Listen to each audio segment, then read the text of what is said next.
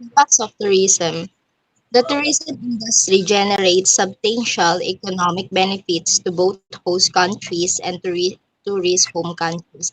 Especially in developing countries, one of the main motivations for a region to promote itself as a tourism destination is the expected economic improvement.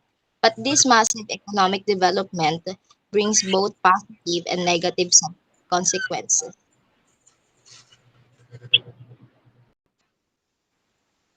Foreign exchange. The exchange rate affects the real economy most directly through changes in the demand for exports and imports. A real depreciation of the domestic currency makes exports more competitive abroad and imports less competitive domestically, thereby increasing demand for domestically produced goods. Next is tax revenue. How do taxes affect the economy in the long run? Primarily through the supply side, high marginal tax rates can discourage work, saving, investment, and innovation, while specific tax preferences can affect the allocation of economic resources. But tax cuts can also slow long-run economic growth by increasing deficits. Why is tax revenue important? Taxes are crucial because governments collect this money and use it to finance social objects. Without taxes, government contributions to the health sector would be impossible. Taxes go to funding health services such as social healthcare, medical research, social security.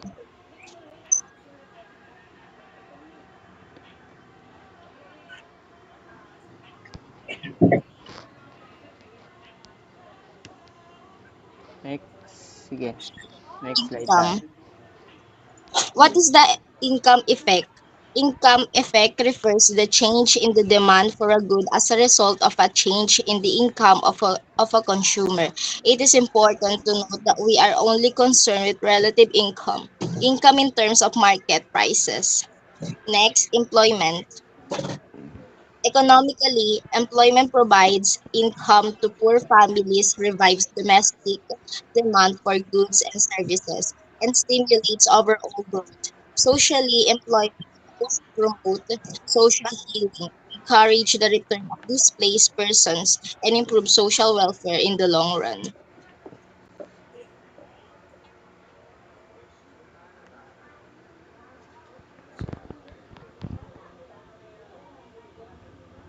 Next,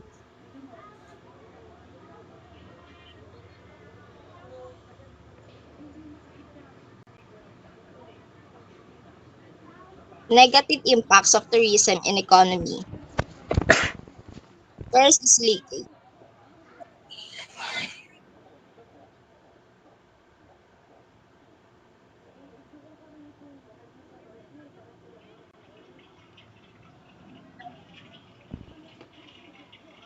Another problem is that leakage can cause cultural erosion. If tourists keep demanding products from back home, only stay in large resorts created by global companies, or only buy from expensive foreign brands, there is little room for local cultures to grow, and many locals get driven out of their own communities due to heightened housing costs in favor of more profitable tourism establishments.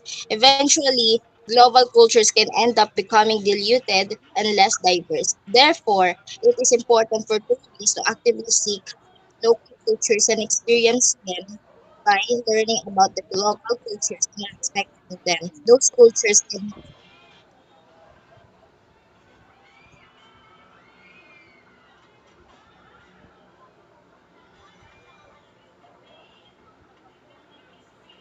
So, how do we prevent the tourism leakage? One of the easiest ways is to buy local and local, import leakage can be prevented by spending money on local products, staying in local accommodations, and eating at local restaurants. Another way is to avoid foreign-owned, all-inclusive package tours. Sometimes it can be hard to avoid them as some destinations may not offer any other option or some people may not be able to travel in any other way. But you can do small things to help prevent excess leakage by seeking out locally owned accommodations or even homestays for authentic experiences. If you do opt for all inclusive, you may be able to find local companies, locals, and food positions that sources food and products locally. Next,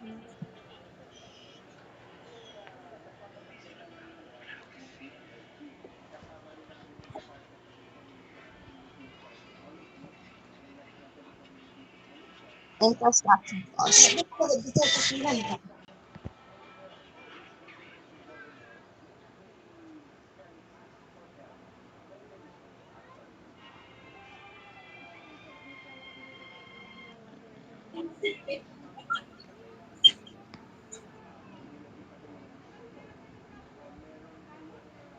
What are the negative impacts of infrastructure?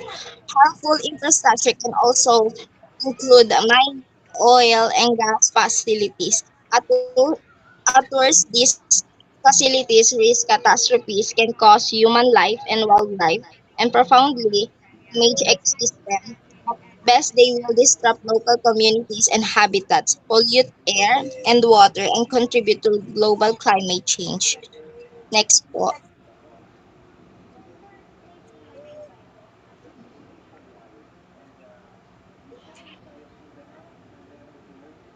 Inflation and land values.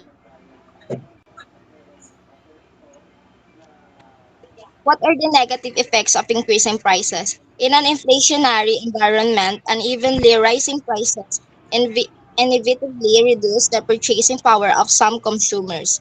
And this erosion of real income is the single biggest cause of inflation. Inflation can also distort purchasing power over time for recipients and payers of fixed interest rates.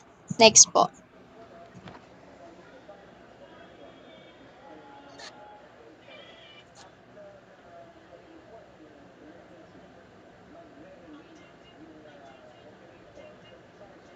Next po.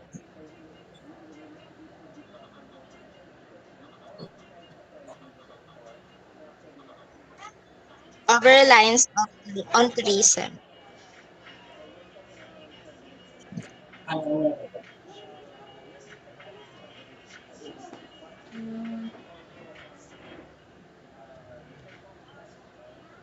What are the negative economic impacts of tourism on local communities? One of the most significant negative economic impacts of tourism is the decline in production which workers move from industries such as farming, mining, and fishing into service jobs in the tourism industry. Another negative impact tourism is over dependency. Next reporter po.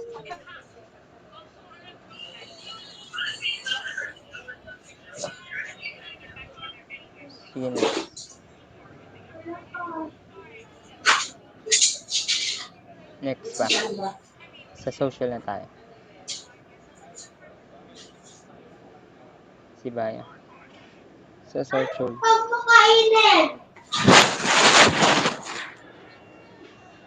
So, another one is isa sa mga impacts nito is the social.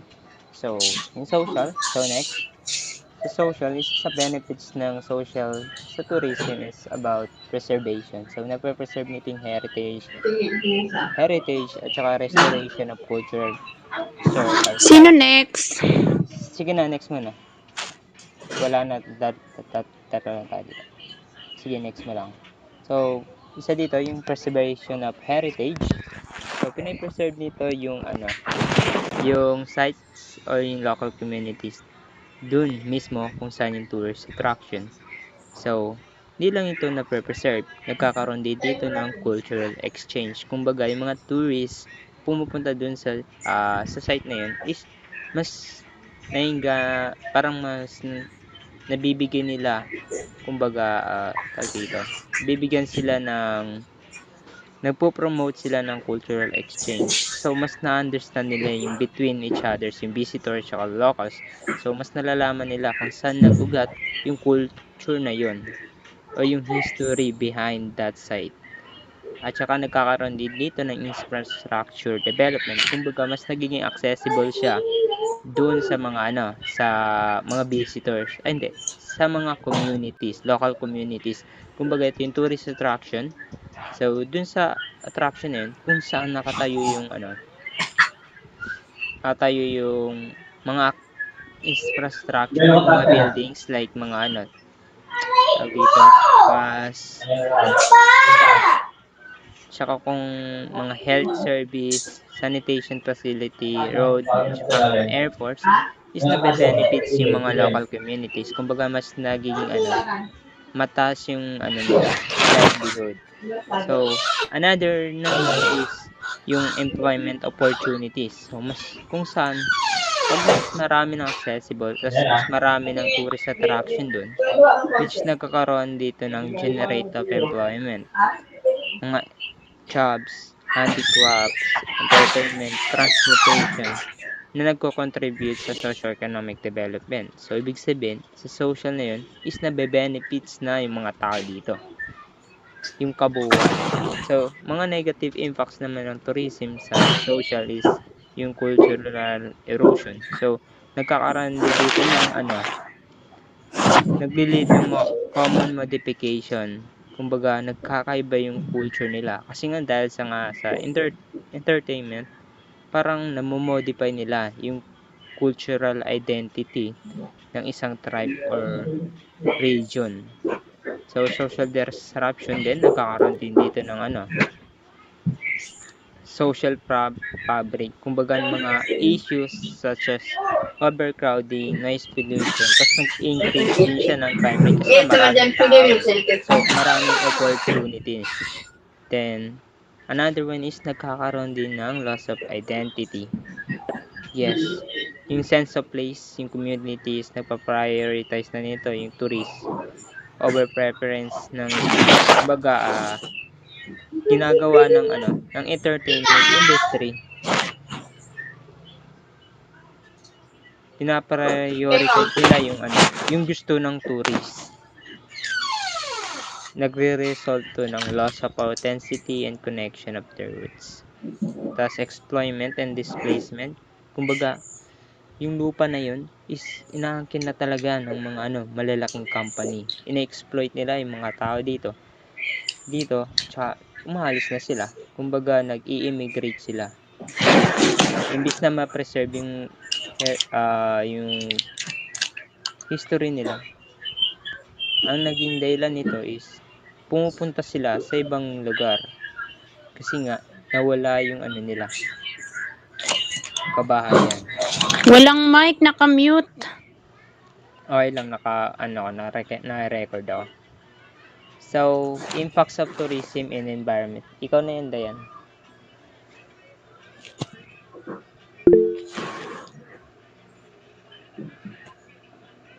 Okay lang, naka-record ako. Naririnig ako ng record ko. Ikaw na, Dayan.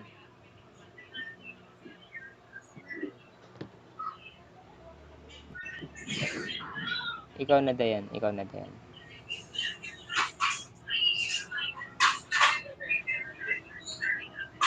Impacts of environment tayo,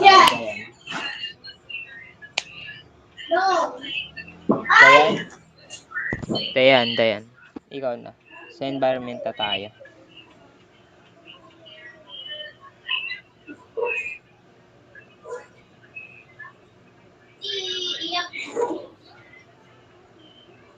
Naka-mute ata, walang marinig.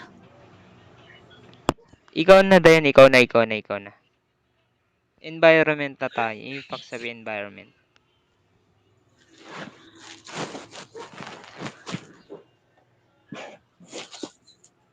Okay na to. Okay na yan. Na-explain ko na lahat. Ikaw na.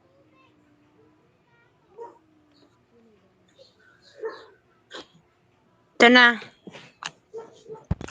Hindi, okay na tayo sa social. Idiretso mo na lang sa environment.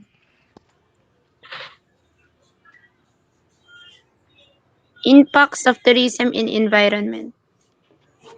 Con- Conservation funding. Tourism can provide financial support for the conservation of natural areas and wildlife habitats. Entrance fees, ecotourism taxes, and donations from tourists can contribute to the preservation of biodiversity and the protection of the endangered species. Awareness and education. Tourism can raise awareness about environmental issues and foster a greater appreciation for nature among tourists. Visiting pristine natural landscapes, national parks, and protected areas can inspire individuals to become advocates for conservation and sustainable living. Investment in sustainable practices. Tourism industry has the potential to drive the adoption of sustainable practices and technologies. Tourism initiatives such as eco-friendly accommodations, renewable energy projects, and waste management systems can reduce environmental impact and promote responsible tourism development. Support for local communities. Tourism can provide economic incentives for local communities to engage in environmental stewardship by valuing their nature resources may be more motivated to implement conservation measures such as reforestation efforts, wildlife protection, and sustainable agriculture practices. Negative impacts of tourism in environment. Overcrowding and degradation. High levels of tourist activity can lead to overcrowding in popular destinations, causing environmental degradation and ecosystem disruption. Trampling of vegetation, pollution of water bodies, and disturbance of wildlife habitats are common consequences of over-tourism. Resource depletion. Tourism can put pressure on local resources such as water, energy, and land. Excessive water consumption, energy usage, and land development for tourism and infrastructure can strain fragile ecosystems and exacerbate environmental degradation, particularly in water-scarce regions. Waste generation and pollution. Tourism generates significant amount of waste including plastic pollution, litter, and sewage, which can contaminate natural environments and harm wildlife. Inadequate waste management system in tourist destinations can lead to pollution of beaches, forests, and marine ecosystems. Carbon footprint. Travel-related emissions, including those from transportation and accommodation, contribute to climate change and air pollution. Air travel in particular is a major source of greenhouse gas emissions, which can have far-reaching environmental consequences such as global warming, sea level rise, and extreme weather events. Control and measure. Develop comprehensive destination management plans that prioritize environmental sustainability. Implement and enforce regulations to mitigate environmental impacts such as waste disposal restrictions and emission standards. Promote sustainable tourism practices among businesses and tourists such as eco-friendly accommodations and responsible wildlife viewing. Engage local communities in environmental conservation efforts and provide education on sustainable practices. Monitor the carrying capacity of tourist destinations to prevent overcrowding and environmental degradation using visitor counts and ecological surveys. Impacts of tourism in cultural. So, isa sa impacts ng tourism. Intercultural communication in tourism leads to enhanced visitor experience, promotes cultural exchange and understanding, improves community engagement, improves customer satisfaction, facilitates conflict resolution, and enhances crisis management. Renaissance of native culture. Tourism is important to the country to remind people of its history and culture across its host country. Negative effect of tourism in cultural. Destruction of country's works of art. Although tourism promotes historical and cultural heritage, it also led to destruction of its arts by selling these cultural artifacts, family heirloom, and other arts. And lastly, the loss of culture. This refers to loss of cultural authenticity authenticity of an arts of a cultural dance, cost of tourism entertainment, hotels event by manipulating authentic host tradition to suit their tourist tastes. Thank you. Thank you. Ang ganda na po. Ito po yung last part ng report namin. Thank you, thank you.